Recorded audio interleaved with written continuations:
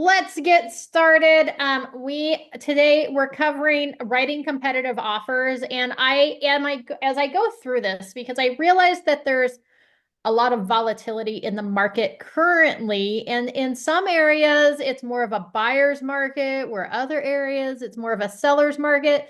So as we go through all of the items that can be negotiated as part of the offer, I mean, ultimately anything can be negotiated. We'll talk about things that can be negotiated in favor of a buyer's market, as well as things that would make a buyer's offer more competitive in a seller's market or a multiple offer situation. So we'll talk about both things as we work through this. So I just have the residential purchase agreement pulled up.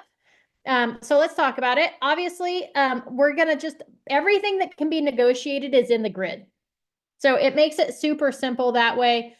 There's some things that I would recommend taking outside the grid in the form of an addendum, or sometimes they already have addendums drawn up for these things. So we'll talk about those as well. But the first item, item 3A, is the purchase price. So obviously the purchase price is negotiable. Right. We've talked about last week, looking at running comps for both our buyers and sellers and how to do that so that we know what we think the property is going to appraise for. That being said, purchase price is absolutely something we can negotiate on, either down for a buyer's market or up for a competitive offer. The other thing that we can do here with the purchase price, one of the other options, is we can write in like an escalation clause. And an escalation clause would be like, hey, I'm going to write 500,000 here. I'm going to offer 500,000, but ultimately my offer is going to be, I'm willing to go 5,000 over the highest offer, not to exceed. So where would we put that? Not there. There's not enough room on that line, but we would scroll down to the bottom of the grid under other terms. There's this whole other section here, and this is where we would add that clause. Something like final purchase price to be 5,000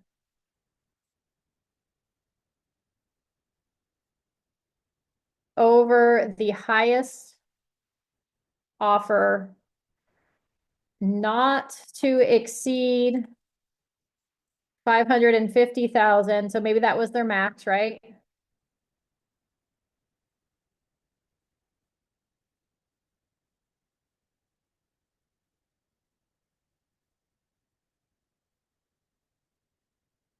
Proof of highest offer to be provided upon acceptance. Right?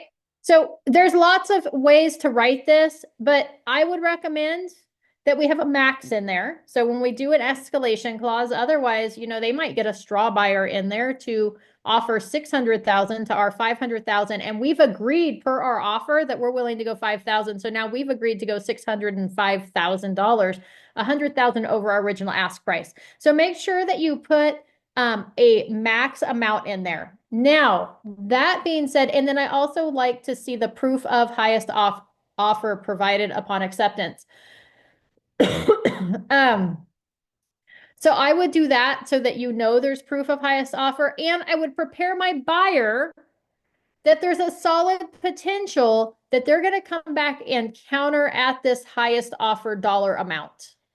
Okay, so just some things to keep in mind there, because if I'm a seller of a property and somebody offers me 500,000, they've already shown their cards that they're willing to go up to 550,000. I might just counter them back at 550,000. They may decide to take it or not. Who knows, right? But so just know that that is a potential there with an escalation clause. But I would be hard pressed to submit an escalation clause without a max in it. Let's see if I can save this clause here. I'm going to go into my personal clauses. Nope. All right.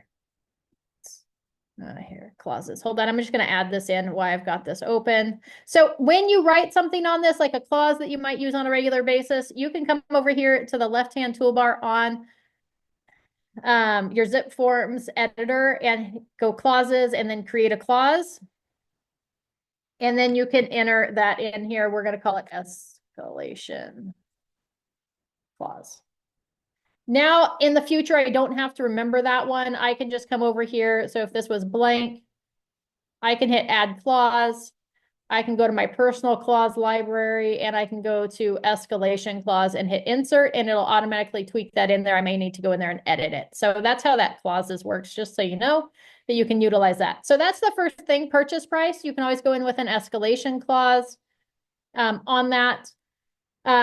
You can negotiate on B with your close of escrow, right? So we can tweak the number of days, make sure that if it's a finance transaction, that we have a conversation with the lender on how fast they can get it closed. Whereas if it was a buyer's market, we can actually extend that close of escrow out as well. Or the other thing is too, is before we write an offer, that we want to be competitive, or even for our buyers, we want to have a conversation with the listing agent on what they think that the seller would want to help them with their transition, right? So that's always, I always have a conversation with a listing agent of, hey, we're getting ready to write an offer on your listing. Is there anything that I need to know? And they're gonna be like, oh, well, we have pre-escrow open with this, or this is going on. Perfect, thank you. And is there anything else that would be helpful in your seller's transition from selling this house to moving into their next chapter, right? So I always ask that to see what I can glean from that, so that I can try to, in a competitive offer situation, make it work for the seller as well as my buyer.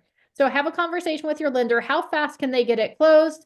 And how we're going to balance that with how fast can the lender get it closed, balance with how fast does the buyer want it to close, balanced with what's going to work for the seller. Okay, we don't want to write a 17-day close of escrow if the seller is really looking for a 45-day close of escrow. And we're not going to write a 45-day close of escrow if our buyers have to be out of their apartment in 28 days.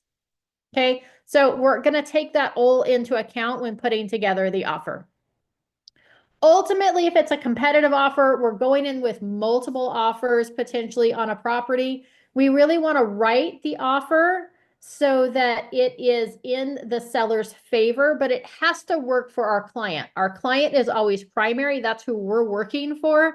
But we want to try to cater to the seller's needs as much as possible so that they want to accept our offer. The other thing that's going to make your offer competitive in a multiple offer situation is just having regular conversations with that listing agent, being open to discuss things ahead of time so that they know what to expect in your offer, you know what they're looking for, and they're just going to be like, oh my gosh, I have these other offers where these agents didn't even call me and talk to me. They just submitted an offer. I've never talked to this agent before in my life. And then I've got this other offer from this agent that is clearly communicating with me. And that's what I want through this transaction, because oftentimes those agents will reach out to you and say, hey, if you can, do you think your buyers would be willing to tweak these terms on your offer? Because we've got 3 offers in hand. Yours isn't quite the best. We'd like to go with you because I'd rather work with you than those other people. And can we get these items changed? Right? So a lot comes down to relationship and to being willing to have those conversations. So keep that in mind. So close of escrow makes a difference. Your expiration of the offer, I am hesitant to tell you to put anything less than 24 hours in that box. Personally, as a listing agent, I think it's rude. Okay, so you can shorten up the time frame. Keep in mind that if you've already talked with the listing agent and they're like, oh yeah, we're reviewing offers on, March 15th at 6 p.m., you probably don't want to leave it at the default. We probably want to say, hey, we want an answer back. They're reviewing it on the 15th. So we want, or the 16th, let's say. So maybe we want an answer by there at 10 a.m. So we're not rushing them into anything. But when we fill this out, you can shorten it, right? If we're trying to get our offer in there before other offers are reviewed, we can shorten that up. Just be conscious of, if my buyers don't sign it for 6 more hours and I put a deadline of 6 p.m. tonight, and now I haven't actually gotten it to the listing agent until 3 p.m., the reality of being able to get a answer on that offer is by 6 p.m. is probably going to be slim and none. So just take that into account. I like to say 24 hours. So I try to gauge when my buyers are going to sign it. So if I was filling out this offer today at 9:15 this morning, to be submitted later. I would probably say, hey, today's Thursday. We're going to say it's going to be due Friday. I'm going to give myself till 12 p.m. That gives my buyers a couple hours to get this signed, to get it over to the listing agent, and then 24 hours for them to review and respond to our offer. I feel like, Michelle, in my personal opinion, if somebody submits an offer to me with less than 24 hours, I'm already irritated at the buyer's agent at that point, because it just doesn't give you enough time to have a conversation with your seller, and for the seller really to make a good decision. Oftentimes sellers want to think about it a little bit. When they start feeling rushed into things, oftentimes their response is either, well, fine, then we're countering at something you don't want them to counter on, or they just decide they're not going to respond at all because they can't. So I don't like to do less than 20. Sorry, thanks for that. My question is, if just say, for example, they're not looking at offers for another week, Oh, and I think you just touched on that, but I'm always afraid to ask, like maybe a few days before that, do they yeah. get kind of ticked off, or is that pretty reasonable to ask?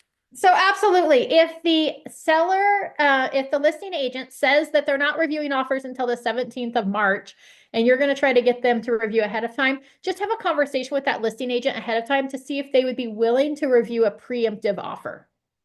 Okay, so that would be, hey, I know your seller said that they're not reviewing until here, but would you review one ahead of time if, you know, it's something they couldn't pass up? Okay, thanks. Yeah, so just have that conversation with them ahead of time. Sometimes they have that written into their listing agreement that they are accepting preemptive offers.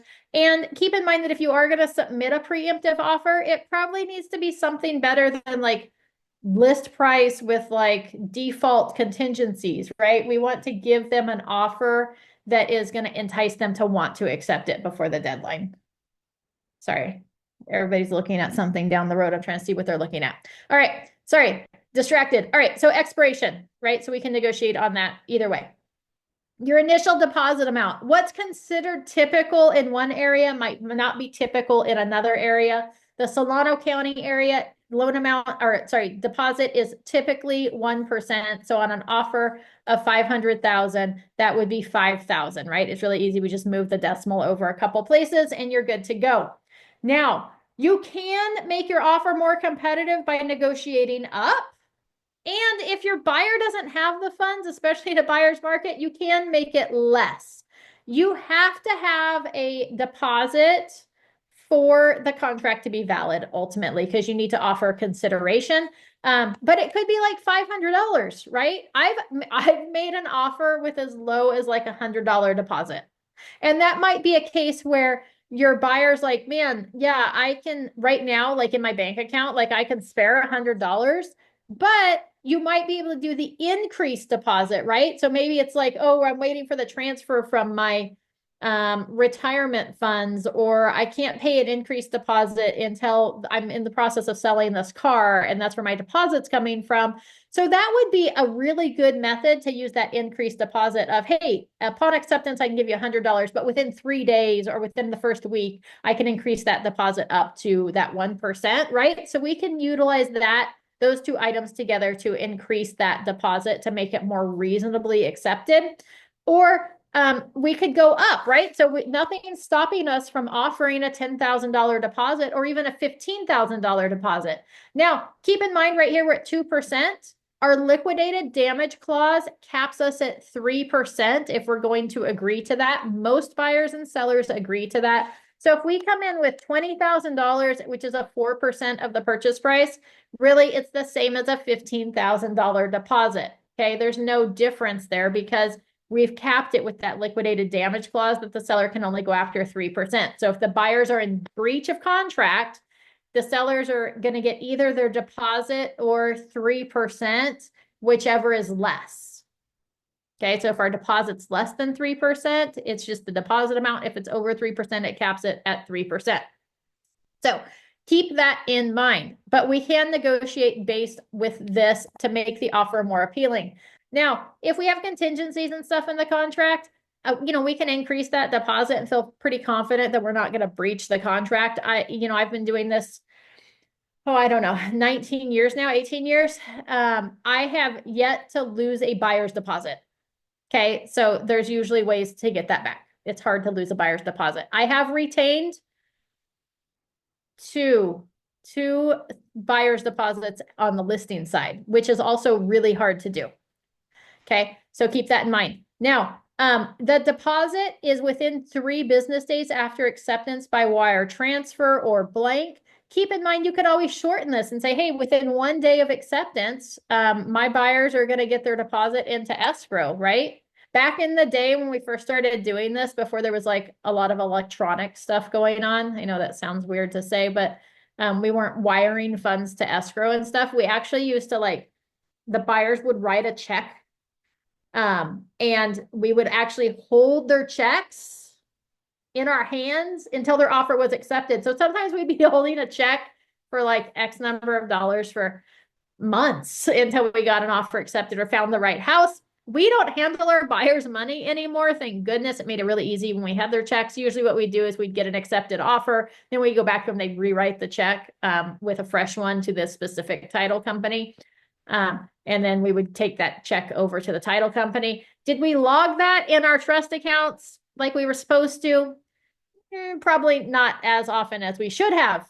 Okay. We kind of were fly by the seat of your pants back then, but don't do that. Don't handle your buyer's money. They can wire it in. So usually what I do too is when my buyers wire funds into escrow, I ask them to send me a copy of the wire receipt or the confirmation that the wire was sent so I can send that over, because sometimes it takes like a day or two for it to arrive at the title company, depending on when they sent those funds and what the time was, because once the Fed is closed, it doesn't transfer those funds over. But if I've got the confirmation, then I know that they've sent it. I can send that over to let the listing agent know that the funds have been sent over.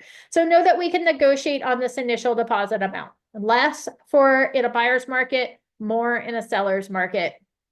This plays a little bit of a role. This is probably like the smallest item that you can negotiate on that people care about. It doesn't really make a difference because like I said, it's really hard to secure those funds as a seller. Okay. As previously mentioned, we can do an increased deposit. So if your deposit's less, we can do the increased deposit. There's a whole form for that. It's the IDA form, the IDA form, and it's going to specify like, hey, when's this increased deposit due? So if we were offering like less than what is typical, but our buyer's going to have more funds in a week or so, that would be one way to use that increased deposit to help your offer move forward. And sometimes what we do is we use an increased deposit. We come in with what's considered typical, which might be like, oops, I put $5 there. 5,000, which would be 1%. And we're saying we're going to, hey, after 7 days or 14 days or whatever it is, usually it kind of is in line with the contingency removals. We're going to increase that deposit. So you can use that as well. But sellers don't understand the increased deposit thing really as a negotiation tool.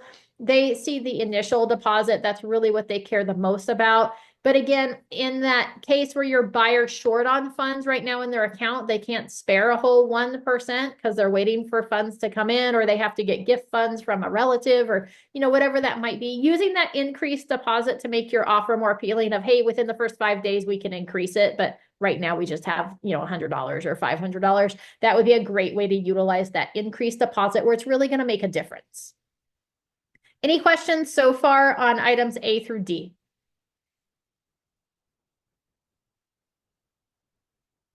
All right. Our loan amount, obviously we can negotiate based on loan amount too. When we look at loans, now keep in mind that a seller can't prevent us from changing loan types or changing our down payments. But what we put in line E1 and E2 is what our loan contingency is based on. Okay, so if my buyer qualifies for conventional financing with 20% down in a competitive offer situation, I may say that, hey, for our offer, we're going to write in, I know that you're planning to use your VA loan, or you're planning to use, put less down, only put 10% down, but you are qualified and you do have the funds available for 20% down in a multiple offer situation. More down, less financed is always going to be more appealing. But we have to remember and understand that our loan contingency is based on this. Okay, so when push comes to shove, if they don't qualify for 10% down, That doesn't make it available for them to cancel based on the loan amount, or the loan contingency. They have to prove they didn't qualify with 20% down. Okay. I would always recommend that you put in the interest rate here. So if interest rates are at 6.5 today, I'm probably going to put in like 6.75. So again, we need to have a conversation with our lender on where rates are at, because this is our loan contingency. I would never do it right at the loan amount, but know that you can use this as a negotiation tool as well.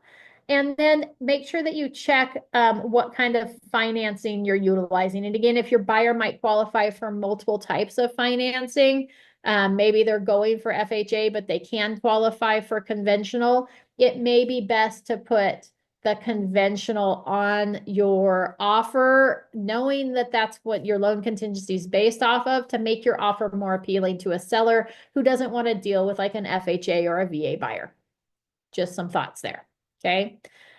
And there's always seller financing and the other. So, in a buyer's market, seller financing may come into play a little bit more, or where you might negotiate for your buyer for like a secondary seller financing, which would be like, hey, my buyer's coming in with 10%, but we want the seller to finance 10%, and we're getting a loan for 80%. So in a buyer's market, things like that can come into play a little bit more. Now, keep in mind, for that to happen, the seller has to be able to pay off any existing liens on the property. So any existing mortgages or anything else has to come into play. So just kind of keep that in mind. The other thing that may come in here is for like assumed financing. So that would fall under the other if the buyer was assuming a VA loan or something like that, an assumable financing that's existing on the property. But that loan amount there, we don't utilize this a lot for negotiation purposes, usually because our buyers are pretty particular on what they want to do. But again, if we come in with 20%, our loan contingency is based on 20%, our buyers can always put less down. They can also always put more down. Okay, so keep those two things in mind. The additional financed amount, this would be if we have secondary financing. So seller financing, if we were asking the seller to cover 10% of that purchase price. And how that works is that, oops, yeah, that's right. We would negotiate with the seller on that. Usually you use like what's called a long-term escrow account for seller financing, where somebody else actually works as the servicer of the mortgage. So as the seller holds the mortgage, we're making the payments to ultimately the seller's getting the money for those payments of both interest and principal. The seller has the ability to foreclose, but somebody else is handling, making sure that the buyer gets a monthly statement and making sure that the buyers make their payment to that servicing company, and then the servicing company pays the seller those funds after they receive them. So there's a process there. And then that servicing company again sends out the statements and sends out at the end of the year the interest form that you get from mortgage and paying mortgage insurance. So that's usually how those work with the seller financing. Sometimes we do short-term seller financing with a really small interest rate just to get the deal closed, and then the buyer pays it off after the close of escrow. So there's some things there that you can work on, but seller financing is something that you can utilize for your buyers in a buyer's market. Okay. You see seller financing a lot more on like vacant lots than you do occupied properties, but it's always an option. Our additional financed amount too, that's where you put in that, like those CalHFA down payment assistance program and different things as well. Okay. So that's kind of where negotiation tools on the first page of the grid. Okay, your main ones are going to be up here with your deposit, expiration, close the escrow, and purchase price. Those are your primary items that you would negotiate with there in either favor of the buyer or favor of the seller, depending on the market. Okay, if we come down to page 2 of the grid, starting with section G, the seller payment to cover buyer expenses and costs. So we have a seller credit to buyer. Okay, that would be for closing costs. So as we shift to a buyer's market, you see a lot more of buyers asking sellers for credits than you do in a seller's market, obviously, with competitive offers. So competitive offers, we try not to write this in. On a buyer's market, you'll see more of the credits listed here. And remember, this is just for closing costs. This is not for compensation, okay, on this line. It could potentially be used for that, but they've kind of drawn it out differently. So just know that that's come into play a little differently. So G1 is really like seller credit to buyer.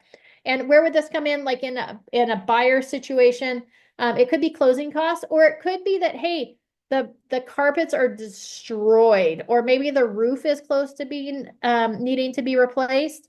We might ask for a credit to the buyer for closing costs for the roof, right, to be redone. Maybe they had a quote for 16,000. So we're going to ask for $16,000 in buyer's credits. The thought here, that's 160,000. The thought here is that if the buyer doesn't have to come into close with those $16,000, that frees up $16,000 after the close of escrow for them to have the roof redone so that we don't have to deal with it as part of the escrow process.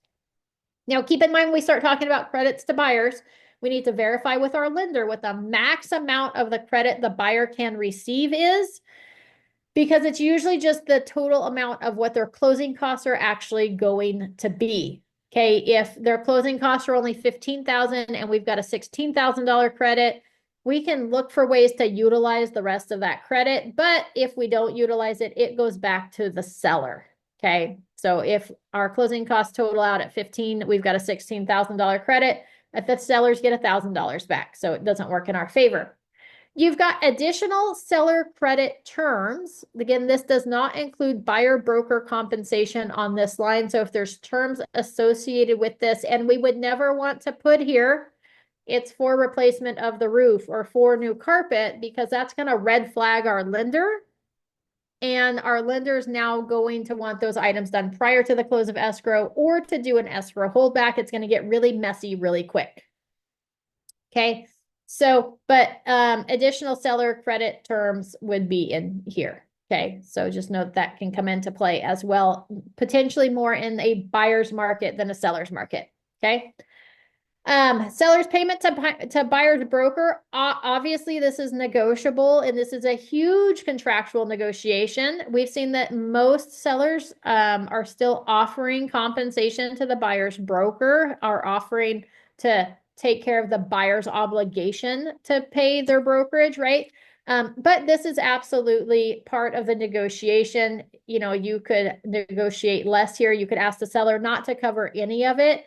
You know, as we proceed forward in this crazy market, and if they, you know, if we enter into, or you're making an offer on a property in a seller's market that has multiple offers coming in, this is one of those items that if your buyer can cover their own compensation, that's probably going to sway the seller more in your direction versus somebody else's. That's just the honest upfront truth, because even at 1%, that's another $5,000 out of the seller's pocket. Okay, if we start talking 2% or 3% or 4%, right? Like, so it starts to add up quickly for that seller, affecting their bottom line. So just kind of keep that in mind, that this is obviously up for negotiation and a term that could work in favor of a buyer's market. We might negotiate all of what we've negotiated with our buyer for the seller to cover that, versus a seller's market. We may split it or have the buyer cover all their own compensation. Okay. Verification of cash. Okay, H1. Attached to the offer is the default. So that absolutely make sure that attach that to your offer, because we want to verify if it's an all cash offer that you do have the cash available. And same thing here with the down payment and closing costs. We want to verify that, we want the seller to know that, hey, we're serious about this. We're coming in strong. We're trying to write a great offer, and we're proving in advance that we have funds for down payment and closing costs. And you're like, Amy, I don't understand the closing cost thing. That's usually like 2 to 3% of the purchase price is usually what it pencils out to in closing costs. So we want to be able to show, like, if this was our offer, we were offering 500,000 with 20% down, we would want to show like about 115,000 or so in an account to show that we have the down payment and closing costs. If yes, you need to have the proof of funds statement. Yep. So proof of funds of some sort. Usually they want the buyer's name on that proof of funds, and then the amount. We can black out account numbers. It doesn't have to be every page of a bank account. We just want to see the balances on there. It could be retirement accounts. It could be savings, CDs, whatever it might be, but just verifying that they do have the funds available. If you are utilizing if the buyer is selling a property, right? To purchase forward the contingency for the sale of the buyer's property, then for the down payment and closing costs, we might be showing an estimated settlement statement. Okay, but whatever that is, we want to include that wherever those funds are coming from. And then your verification of offer here is just your pre-approval letter from your lender. Now, keep in mind that we have boxes that we can check over here. Your pre-qualification, we don't want those. We don't ever want to write a offer for a buyer that just has a pre-qualification. We want either a pre-approval or a fully underwritten pre-approval. If we're going in with a competitive situation, we're trying to write a competitive offer, we want to push the lender to pre-underwrite their file so that we can check this box here that it's fully underwritten, because that's going to say to a listing agent that, hey, not only are my buyers qualified for the loan, we've actually run the dummy file through the underwriting system. We know what the conditions are going to be. We know that we can meet the conditions. So that just makes them more solid of a buyer. So anytime we're going in a competitive situation, this fully underwritten pre-approval is going to be key to success. Okay. Let's see. Usually we don't negotiate on J or K. It's not like something that's going to help us get that offer. The J is just, hey, when are we doing our final inspection of the property, our final walkthrough? K is the assignment request. I have had people counter me back on this because I usually have this match the close of escrow. So if we have a 21-day close of escrow, oftentimes I tweak that to 21 days because that just says that if, hey, at any time, what does assignment mean? If at any time my lender determines that my buyer can't do this purchase on their own and they need a co-signer, we can add that person to that transaction at any time. Now, normally this is going to have to be about 5 days prior to the close of escrow. So if my escrow is 21 days, 17 days is really sufficient. If my escrow was 20 days or 30 days, then, I usually maybe would tweak it to 25. So the assignment is either assigning the entire contract, like if we've got a wholesale investor that's going to assign that contract to a new buyer before the close of escrow, right? We got into it for a good deal, which we see more in buyers markets. This will come into play a little bit more. And then what they do is they get into contract on the property and then they say, hey, other buyer, we've got this property in contract. It's a great property. Here's all the investigations and inspection reports on it. And, we'll sell it to you. We're in contract at 500,000. We'll sell it to you for 530,000. And then that wholesaler collects that difference of that price for assigning the contract to them. So we can do it that way, or it's adding a buyer or taking somebody off. So maybe we wrote the offer with both the husband and the wife on the offer for a VA loan. And then our VA lender comes back and says, oh, by the way, we need to remove the wife off the contract, or we need to remove the spouse off the contract. Right? That would be part of that assignment. The seller, again, can't deny the assignment as long as we're within those time frames. Or sometimes with our VA buyers, we write it with just the service member on the contract, and then we go to add the spouse in like the last 3 days. So just make sure that matches it. It's not really a negotiation tactic. It's just something to be aware of since we're going through the grid today. Your loan, all your contingencies here. So L1 through L9 are all huge ways to help make your offer more appealing, either by removing contingencies altogether or by negotiating these down or submitting the offer with these as quick as possible. So it may mean that if I'm going to write an offer on a property, I'm calling up my inspectors and saying, hey, I'm just checking in. I'm getting ready to submit an offer on a property. Can I pre-reserve a inspection date and time for the next 7 days? Right? Because now I know that, hey, I can shorten this investigation down to 7 days because I already know my inspectors are on standby and they have time available. Okay, I'd be hesitant to do that if I don't know that we have inspectors available and ready to go. But know that you can negotiate this down. You could remove it altogether.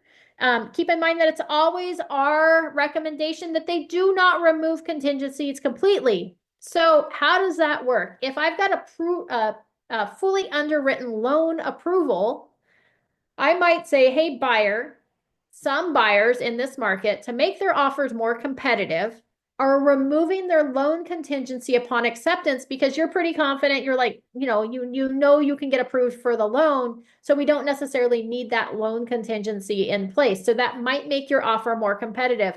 Obviously, it's always our recommendation that you don't do that, only because it leaves us less air to keep you out of being in breach of contract if you ever needed to cancel. But some buyers are doing that to make their offers more competitive. Is that something that you're interested in doing? Right? So we always want to make sure that we give them what could be happening in the marketplace, what they're up against, and what our recommendation is, and then go back and ask them, right? So we could do that with both the loan and the appraisal. If we're going to say, hey, some buyers are going in with no loan, no appraisal contingency, or some buyers are offering what we call like an appraisal guarantee. What that means is that we don't really have an appraisal contingency in place, right? So if the property doesn't appraise, we're still committed to the purchase, but which would mean that, and explain it to them, especially first-time home buyers, like really explain it to any of your buyers that, hey, so if we go in with no appraisal contingency and the property appraises at 480,000 instead of our offer at 500,000, we're still committed to the purchase of that property. And our lender's going to loan based on 480,000, not 500,000, because they're going to base it off that appraisal, which means you're potentially coming in with an additional $20,000 to close this, right? Are you going to be okay with that? Right? So if we're going in with no appraisal contingency, we want to explain to them what that means. The other option is that we could do an appraisal gap, right? This box over here, let's uncheck this, where it's appraisal contingency, right? Based on the appraised value at a minimum purchase price of blank. So how does this work? I get this question. This is probably the most frequently asked question that I get. If we're going in at 500,000 and our buyer says, hey, I'm willing to pay $10,000 over the appraised value if it comes in low, because we're afraid it's going to not, we would put on this line 490,000. So, right, 500,000 minus 10 is 490,000. Now, in our counter offers, if we're countered, note that this is clearly drawn out that, hey, whatever this gap is, if we're negotiating on price, they come back and they're trying to get us at 525, this amount automatically moves up to the same gap of $10,000. So the gap stays the same, not the numerical value here. So really, it should be like $10,000. They should write it differently, but it's not. So know that this absolutely is a way to negotiate. Now, when we shorten our appraisal contingency, we need to have a conversation with the lender for both loan and appraisal contingencies. If we're not removing them, if we're having them and we're shortening them, hey, we want to make this offer super competitive. So how fast do you think you can have their file through underwriting so that we can be in a position to remove the loan contingency? And they're gonna be like, oh, I can have it, in and out in that first week. Or man, we're really backed up right now. We're like at 11 days, right? So whatever that is, be in line with what the lender can accomplish. And the appraisal, having that conversation with the lender of, hey, we're wanting to shorten that appraisal contingency. So how fast can you get the appraiser out there? Well, I can order it, day one. We usually have them out there in 3 to 4 days and the appraisal back in a week. Perfect. So can I put 7 days there, right? So always verify with the lender. They're part of your team. Make sure they can do what they say they can do or what you're putting on the contract. Because what's going to happen is that listing agent's going to call the lender and say, hey, lender, I just want to verify that you have in fact reviewed the income and asset documentation. Like this is a well-qualified buyer. They're gonna be like, yeah, absolutely, I have. And they put 7 days for the loan contingency, 7 days for the appraisal. Can you have it back in that amount of time? And you don't want that lender to be like, no, I can't. Like, I don't understand why she put that there. So, so we want to make sure that's comfortable. Michelle's question on releasing the appraisal contingency means that the appraisal has been received and reviewed by the lender and that we're at value with no conditions, right? So that would be the goal there as far as before we remove that appraisal contingency. If we wanted to remove, so that's the appraisal one's pretty safe. Okay, that's a pretty easy one to navigate as far as if we have an appraisal contingency as part of our contract, knowing when to remove it is we just want to be in contact with the lender. Has the appraisal come in yet? Has the appraisal come in? Perfect. Has it been reviewed? Are we in at value with no conditions? And they're gonna be like, yep, we're good to go, right? So that's would be the appraisal contingency, what we're looking for to to strategically remove it. The loan contingency, we want it through underwriting. We want to have a conversation with the lender. I knew your second one was about the loan. We want to have a conversation with the lender on if they're comfortable with us or if they feel like we're in a position to remove that loan contingency. Now, as Michelle said in the chat box, sometimes lenders are hesitant to say, yes, remove the loan contingency, because the lender says remove the loan contingency. Now it's on them that we've removed it, and they don't like to implicate themselves in that situation. So what we want to do is we want to say, hey, lender, has it been through underwriting? We're due to remove our loan contingency. Has the file completed underwriting? Yes, it has. Have we reviewed the conditions that have been sent back? So what happens if you don't know how the loan process works is we submit the buyer's documents with the purchase contract to the underwriter, right? The underwriter reviews that file. The underwriter's there for the protection of the lender, not the loan officer, okay? They're trying to work against us, ultimately, is their goal. I mean, their goal is to get it done and through, but their goal is to protect the lender. So they want to make sure that the money's protected. So they're going to spit back a bunch of conditions. Things like we need a name affidavit stating that these people that show up on the credit report are in fact the same person, right? Different ways that people have inputted your name into your credit history. If you've had a name change with a maiden name versus married name, it may be asking for a letter of explanation for large deposits into accounts. It may be asking for updated pay statements. Like those are usually the easy ones. Sometimes they get harder depending on the buyer, but we just want to have a conversation with the lender. Have you reviewed those conditions? Are there a lot of conditions, or do you feel 100% confident that our buyers are going to be able to provide you what you need to clear those conditions? Oh yeah, they're super easy. It's not going to be an issue. Perfect. So am I okay removing the loan contingency? They may be like, well, yeah, or no, or whatever it might be. So they're kind of wishy-washy, but you just want to hear from them that, hey, if you've got a lender that's like unwilling to say, yeah, we're good to remove the loan contingency, just be, just dig into it a little bit. Has it come back from underwriting? Have you received the conditions? Is there anything, a thing on the conditions list that might seem scary, or have we gone over it already with the buyer? Right. Sometimes I actually ask for the conditions list so I can see what's on there as well. I actually used to do loans, so I kind of know what looks scary and what doesn't. So if I've got a lender that's unwilling to commit, sometimes I'll review those conditions so that I know what the buyers have to clear off. If they say to release it and something happens with the loan where it doesn't go through, hopefully you still have another contingency in place so that you can cancel based on something regarding the inspections or investigation versus the loan. Oftentimes we remove those at the same time, or the investigation gets removed first, loan second. So if the loan doesn't go through and we lose the buyer's deposit, then it's technically not on the lender, but then sometimes the lender, you could talk with them about, hey, this, because you said remove the loan contingency, this cost my buyer their deposit of $5,000. So I'm hoping that you can help make it right with the buyer, or maybe we're in contract on the next property. You can give them a lender credit to help cover the funds that they lost on this property, right? Are you willing to do that? So it just becomes a question of kind of leaning on the lender a little bit more to help them hold up their end of the responsibility. Obviously, anytime we remove contingencies, even if we've talked with the lender, we still need to talk with our buyers and make sure they're comfortable removing those contingencies. So that's it. But if the loan doesn't go through, we've released the loan contingency or didn't have a loan contingency, that would put the buyer ultimately in breach of contract. All right. So, so we can shorten or lengthen these. The informational access to the property, that's neither here nor there. Insurance. So usually what I do is investigation of the property. I usually make L4 through L8 match L3. So if I'm going to shorten this to 7, I'm going to shorten all of these to 7.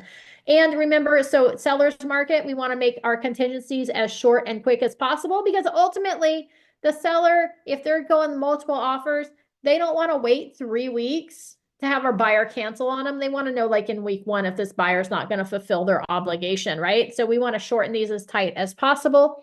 On a buyer's market, we can leave them to default of 17 days. We can even ask for like 21 days, right? So when the buyer's more in control, you have a little bit more leadway there of things that you can negotiate in the opposite direction.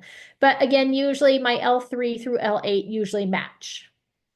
Okay, if we're removing any of these, we would check this box here for no loan or no appraisal. We don't need to provide a contingency removal if we've checked any of these two boxes here. That is clearly removing the contingency, so we don't need a separate contingency removal. If we're going to remove any of these, like oftentimes in a competitive market, especially we start looking down in the Bay Area, they have all of their seller disclosures and documents ahead of time for your buyers to review. Oftentimes they have your pre-inspections also to review. So your buyer may say, hey, yeah, we're good. Like I can remove this review of seller documents. We would check this box here, the CRB attached, and we would fill out which of these contingencies we are removing with the offer. Okay, so if there was the HOA documents were already ready to be reviewed, there's no leased or liened items, they had the preliminary title report to be reviewed, they had all the seller disclosures there, we might be removing, L5 through L8 with our offer. Okay, so you've got lots of options there. But these contingency timeframes, I would say you've got price, close of escrow, and contingency timeframes are your top things that you're going to negotiate on as far as making the offer more competitive or less competitive. Okay. We've got time of possession here. So this is obviously one of those areas where you got M1 through M3. So if it's a seller occupied or tenant occupied property, if the seller needs more time after the close of escrow, being willing to accommodate that is going to be key. In a seller's market, oftentimes we let the seller stay at no charge. We still usually hold a deposit, but we let the seller stay in the property. With a buyer's market, we might charge them for that time that they're in that residence because our buyer's loan starts on the close of escrow. So, right? So if it's a buyer's market, we may say, hey, seller, yeah, you can absolutely stay for 2 weeks, but we're going to charge you what's customary is the prorated buyer's PITI, which is their principal, interest, taxes, and insurance. So their new loan payments. Okay. And we take that number, whatever their payment's going to be, and we divide it by 30. And then that's what the seller is going to pay per day for the time in the property. But again, in a competitive market, oftentimes we let them stay for free.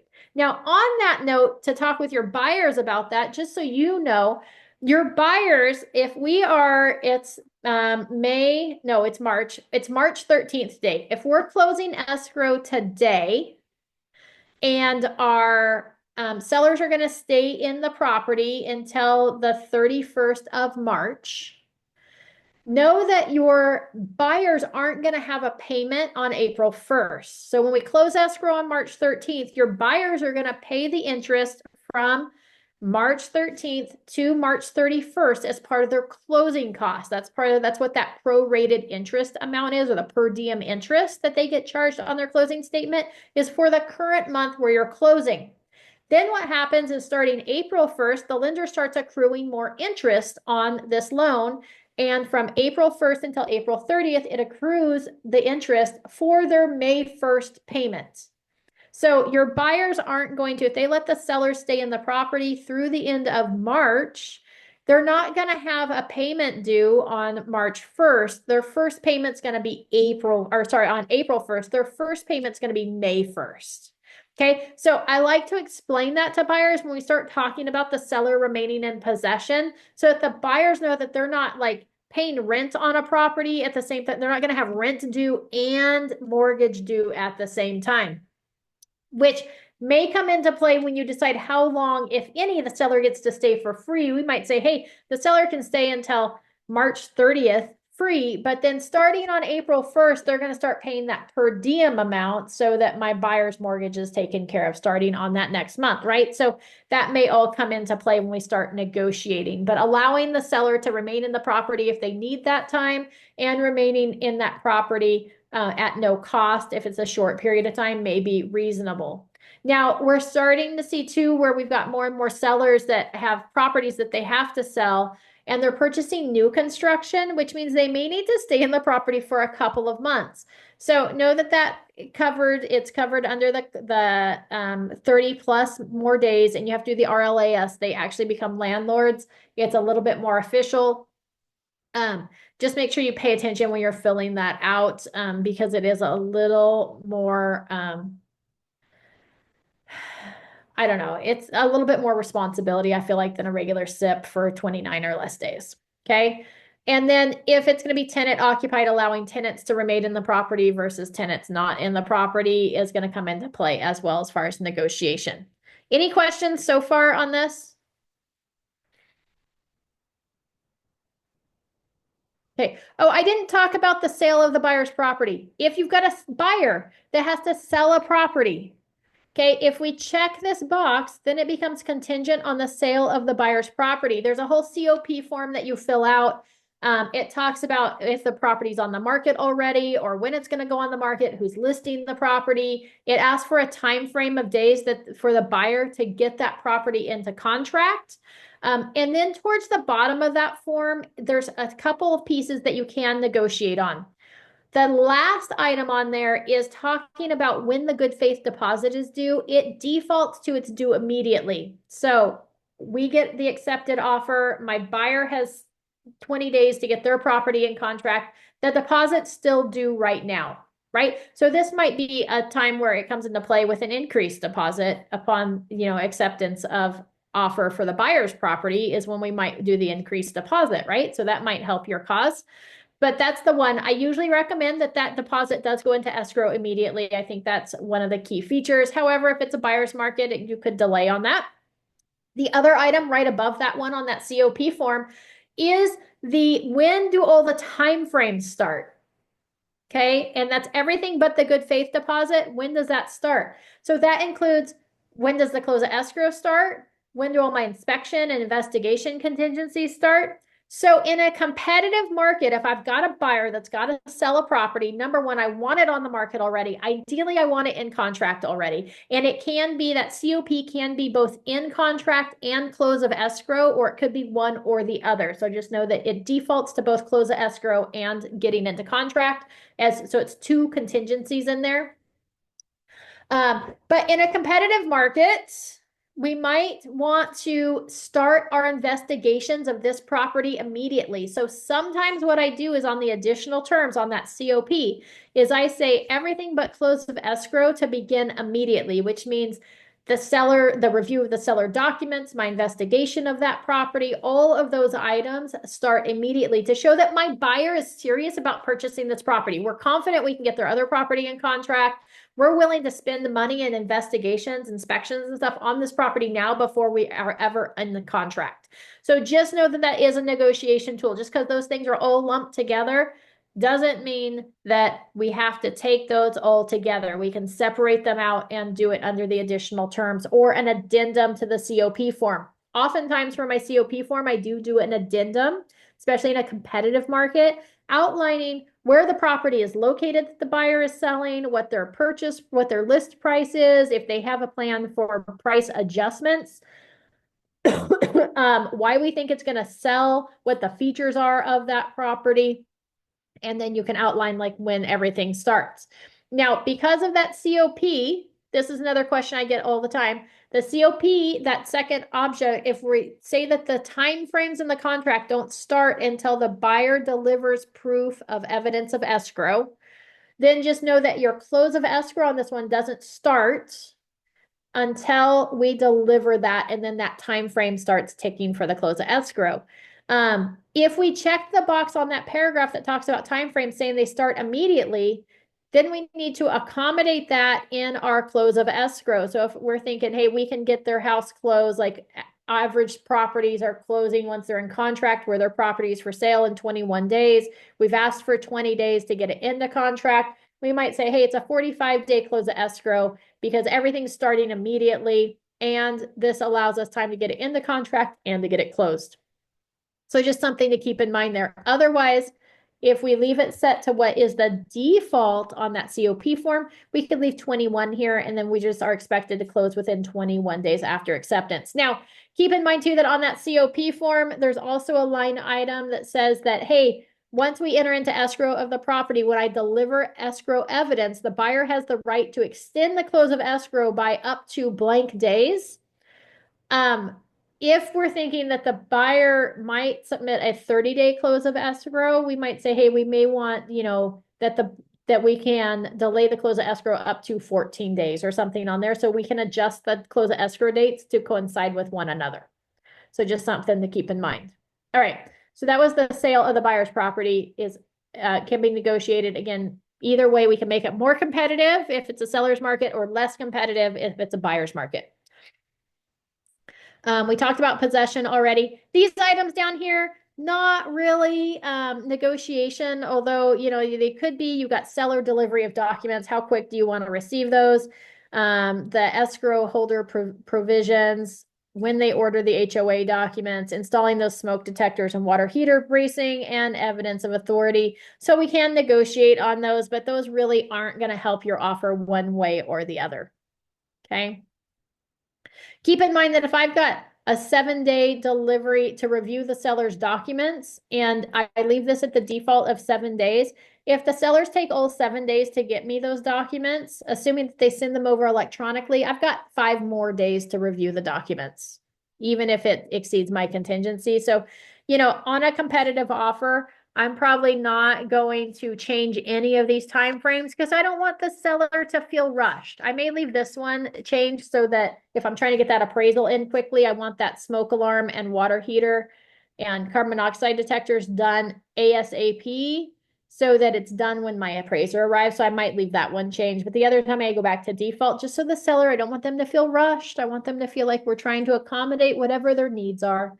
So, that's the only way I would use that for negotiation. Items included in the sale versus excluded.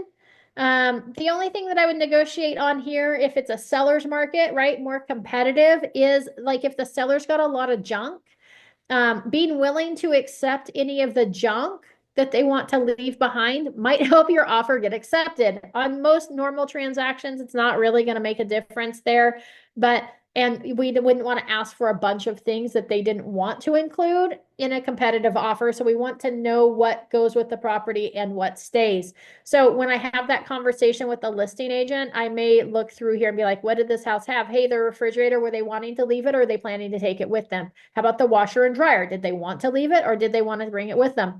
Generally speaking, your dishwashers, your microwaves, and your stoves all come with the property, but we always check those boxes because technically they're not built into the property. They're not attached. Okay. Our stove, we unplug it, we take it with us. Our dishwasher, we unplug it, we take it with us. It might have 2 screws securing it to the counter so it doesn't tip, but they're freestanding for the most part, which means they're not attached. That's why we check those boxes. So those usually come, same thing with the microwave, because now most microwaves are built in above the stove. So they're attached, but they're not really, they're usually like a mounting bracket. You can usually pull that off and detach it and walk away with it. So just know, but we usually check those boxes. But did it have a video doorbell? Did it have security camera equipment? Did it have a security alarm, right? Was there a wall mounted bracket for audio visual equipment, right? A TV mount. Is there an above ground pool? Is there a spa? Was there electric charge, right? So we want to have all these questions and ask the listing agent just so we know what the seller would like to leave behind versus what they're planning to take with them. Okay, when it's a competitive offer, we want to try to accommodate what the seller's needs were and what they were planning to take versus what they want to leave behind. So I would say the main thing here under additional items is, you know, sellers can leave any items behind that they don't want to move with them, right? Which may make your offer more appealing to a seller, especially like when it comes to country property and there's lots of junk and stuff out there. Your excluded items. So if there's something that the seller's wanting to take, like the chandelier above the dining room table, we could include that here. You could even include it right with the dining room chandelier. Seller to replace with similar. Right, or seller to replace with chandelier of buyer's choosing, not to exceed $150. right? Or whatever that would be. Now, just know that here it overran into the box. It cuts it off. It's going to add a text overflow addendum. So it's okay to overflow on these boxes. So just try to accommodate those sellers' needs in a competitive offer. What's included and excluded should absolutely be part of that negotiation. Now, when push comes to shove, if there's something the buyer wants, include it. Okay. So just make sure to include those items that the buyer wants that would be make it or break it deal breakers for them. Your hazard zone disclosure, California state law states that the sellers to provide this for most regular transactions. There's a few that it doesn't apply, but for the most part. But we might say, hey, seller to choose provider. So we always want to check that box. But your buyer could pay for it if they wanted to. So if we're trying to be super competitive, taking all the stress off the sellers, buyer could say, well, I'm going to take care of that, right?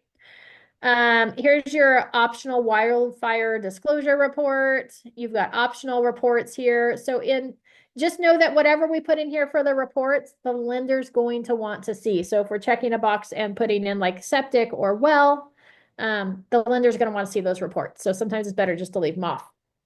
Who's going to pay for the smoke alarm, carbon monoxide detector, and water heater bracing?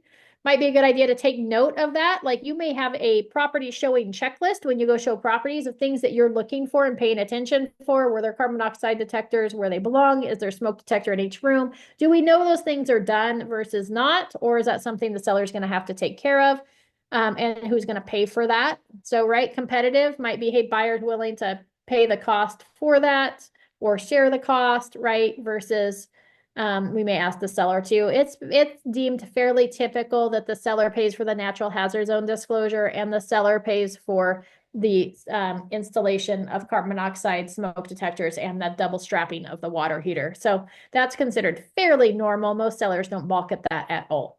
And the cost is usually minimal. Your government required point of sale inspection reports, know where you're making your offer. For instance, like Woodland requires if it's got the sprinkler system for that to be inspected prior to the close of escrow. You've got Davis has a whole pre-sale inspection that's done by the city to make sure everything's been done with permits and is up to code. You've got down in the Bay Area sewer lateral inspections, a whole bunch of things. So know what's out there, and is the seller or the buyer going to pay for that? Most of the time, the seller pays for those point of sale inspection reports. However, again, it could be in the buyer's best interest. They're serious about the property. They really want to win the bid, that the buyer's willing to pay for those inspection and investigation reports. How do we find out which areas require? Just ask around, Michelle. Usually so most of the time, if you search for, like, Solano County has the Solano County real estate disclosures and disclaimers advisory. So does Yolo County. Yolo County has the same thing. So if you find the Yolo County disclosure, you can usually just Google it and read through there. It'll tell you, generally speaking, what those point of sale inspections are. Okay, you could also Google like the county or the city, like Oakland point of sale inspection reports, and see what's required. You can usually find it pretty quickly, and you can always post it into our Foxhole group, either on Slack or on Facebook, and ask the other agents in the office. Say, hey, I know that, Davis requires the city inspection. Are there any other government required inspections that are required for the point of sale? Usually that's the best way to find out, is to ask other agents that have done properties in those areas. But those area disclosures should also disclose what's required. That's part of that, why that requirement exists. Government required point of sale corrective or remedial actions. Oftentimes I leave this blank because most of my business is in Solano County, where there are no government required point of sale inspections for the most part. If you're in an area that is, who's going to pay for any repairs that are identified? Is it going to be the buyer or the seller or both, right? So you might say, hey, my buyer's willing, right? We're talking about sellers. It's a seller's market. We're trying to write a competitive offer. Might say, hey, my buyer's willing to pay $5,000 towards any government required point of sale or corrective remedial options, right? So we could put that in both. Buyer to pay first $5,000. Oh, this one's gonna it's gonna max out on this line. So we're gonna say C, section R, 3R. Right, and then down here on this one, I might put buyer to pay for government required point of sale, CORRECTI, corrective, remedial. I didn't spell that right, but it's all right. Up to, not to exceed $5,000, seller to pay any remaining portion, right? Or something to that effect, right? So that we have that in there that, hey, my buyer is willing to pay. So if something comes up on those inspections, because that's going to always be a concern of sellers where there are government required inspection reports of, okay, it's a competitive offer, but so I'm paying for these inspection reports, but if something comes up, who's paying for those repairs, or is this going to kill the deal, right? So, hey, my buyer's serious. They're willing to chip in some money for those in order to make this work. Okay, so we can negotiate that up front that way. So know that you have a lot of leadway. We're not stuck with the lines that are there. It's not buyer, seller, or both, and both doesn't have to mean 50-50 split. It could be, right? And we could say, hey, buyer and seller to split government required point of sale, corrective, remedial repairs 50-50, not to exceed $5,000 for each party, right? Or whatever that would be. And then if the repairs come in higher than that, we can come back and renegotiate at that time that, oh my gosh, like it needed a whole new sewer lateral line and the cost to do that is going to be $12,000, which is $6,000 to each party. Are we good to do that, right? So we can renegotiate at that time, but I would always put a max in there. That's part of the reason that I don't normally fill out this line is that it's so there's who knows what might come up in one of those reports, and I'd rather negotiate it at that time, but we can negotiate it up front to be competitive. Or we may negotiate that, hey, we know the sewer lateral is required down in the Bay Area, and my buyer's going to pay for that inspection, but if there's any repairs necessary, the seller's going to take care of that, or the seller's going to pay for both. Okay.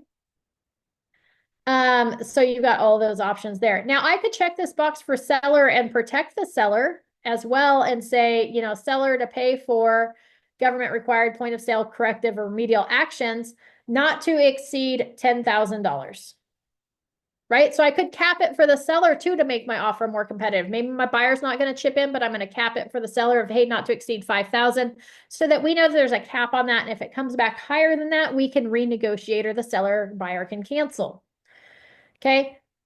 Escrow fees and title insurance. We know that there are typical things for different areas of who pays both the escrow and title fees. It varies depending on where you're making that offer, but you can always change that up. So if it's something the seller normally pays for, the buyer could pay for it to make your offer more competitive. Or maybe your buyer's short on funds and it's a buyer's market. We could ask the seller to pay for that. Okay, even if it's typical that the buyer does. So just keep those things in mind that we can negotiate on these who pays for what. Same thing here with the county and transfer taxes, right? It's normally typical. I think almost every area it's typical that the seller pays for the county transfer tax. The city's a little different, but know that it always can be negotiated. Okay, then we've got our HOA transfer fees. Right? So obviously there, and then your private transfer fees. If you're like, Amy, what would be a private transfer fee? If the house has solar on it, oftentimes the solar company charges a fee to transfer the service or the monitoring of that service to the new buyer. So it defaults to the seller. So we can always change that up that, hey, we're going to split it or the buyer's going to pay for that. But in some areas, there's like private wells or private septic systems. There might be a transfer fee associated with that. That would be where you see that private transfer fee come into play. And then you've got additional fees and costs on Q16 and 17. This could be like if we had a VA buyer, this might be, hey, VA repairs. We may try to be competitive and say, hey, my buyer's willing to pay for the cost of VA repairs. Okay, so we might pre-negotiate those so that we know the seller knows exactly what to expect because sometimes like Solano County, not as much, although it's definitely like sellers are more aware of VA offers. But when we start making offers in areas where they're not quite as familiar, or with listing agents that aren't are familiar with VA, because we don't see those repairs come up that often, we may make the offer and say, hey, like, here's what we're anticipating. Like, the VA is going to require clear pest. I'm sure it doesn't have termites, but whatever it is, if it does, my VA buyer is willing to cover the cost of those repairs in order to make this happen. So it just might put the seller's mind at ease, especially in a multiple offer situation. We can negotiate those up front, or you could use the same idea here. On the other terms, you could put here like buyer to pay for any VA lender required repairs not to exceed $5,000, right? So that the seller knows up front that, hey, you're not going to endure an extra cost because of my loan type. Okay. Same thing here with FHA offers, right? If we're making an offer on an older property. So VA and FHA loans are looking for health and safety hazards. That's done. They don't send out a separate representative. It's done by the appraiser. Okay. The number one thing that we see on those that get flagged are, oh, I'm way over on time. Sorry, guys. I appreciate you sticking with me. But the thing that we see on those most often is on older homes that were built before 1978 that have chipped or peeling paint on the exterior of the property. Okay, that's the number one thing we see those appraisers call, because it could contain lead, which would be a health hazard. So they want it scraped and repainted. Okay, so that's the number one thing we see. The other things that come up are, if they see a dark spot on the ceiling that they think might be water intrusion, they're going to call for a roof inspection. I've had them call random things, like one of the stair rails or stair columns didn't have a stair rail. They required me to install a stair rail. We used to see them call, oftentimes there was like holes in the carpet where it was worn or ripped. They would require that to be replaced. I've closed a couple now that they didn't call that at all. Missing faceplate covers, things like that is what they're looking for. But that, the number one thing that we see is that chipped and peeling paint.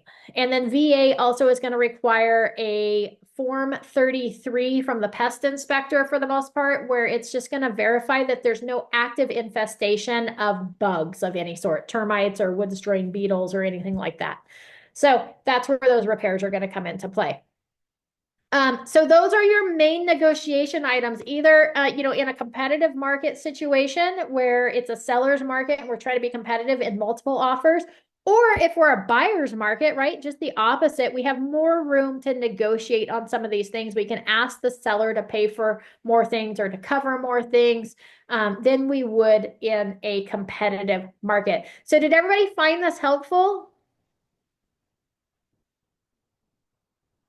Any questions, thoughts? Good, Michelle. I'm glad you found it helpful.